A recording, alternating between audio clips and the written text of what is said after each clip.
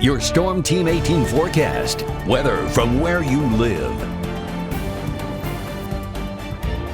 Well, some welcome rainfall. Again, this is all north of 26 and more in the way of rainfall as you go northward in the viewing area. Not only last night, but into this morning and midday. Now, all that's moved on now. We're getting a little dim sun in the area as we speak.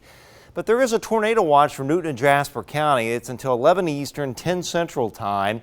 It's kind of on the southern edge of what's going to be a little cluster of severe storms that will form here.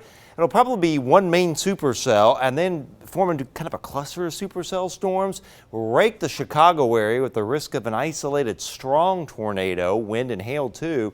And then that'll move into southern Michigan. And right on its tail end, again, we'll watch Newton and Jasper County. Now, here's the other thing. The worst of the weather is here. This is the worst of the severe weather. That's where the enhanced risk is. But the tail end of this cluster will back build a very broken line of storms that will extend through central Illinois. That's what will impact the viewing area. Now, keep in mind, it's not a solid line. So it's quite possible that one township gets the thunderstorm and the next township to the south doesn't get it. So that's kind of where we're at this evening. You see the enhanced there. That is a 3 out of 5 on the scale, a little farther north, but Newton and Jasper County are close enough to the higher shear to warrant the tornado watch. The rest of the area, it is a slight risk for severe. It's a 2 out of 5 on the scale. For a couple severe gusts that can't be ruled out, maybe isolated hail, and then that risk of a brief little tornado spin up, mainly up here in Newton and Jasper counties. 83 at 7. Rather muggy outside. Then we dropped to 67 for a low tonight after a few scattered storms in the area, that little broken line coming through. And watch for some patchy fog in our northern and northeastern counties later on tonight. Now, tomorrow's an 80 to 86 degree day. A lot of the scattered storms fire south of the area. For us, a weak little cold front comes through, a weak little what we call shortwave pivots through.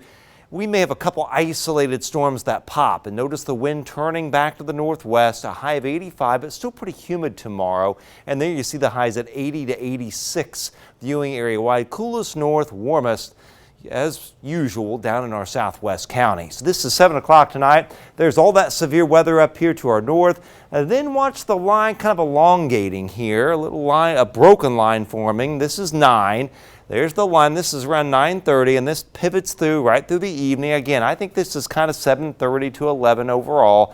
And then tomorrow, kind of partly cloudy. Again, maybe an isolated storm or two during the afternoon and into the evening. And then some more scattered storms Friday, more widespread storm action on Saturday, potential of some severe weather risk. Couple storms Sunday, and you get the idea. We just have multiple rounds of showers and storms that'll pass through until we dry out completely later next week. Highs in the 80s, lows in the 60s. Again, a lot of dry hours in between, but some rounds of storms off and on, and then drier at the end of next week.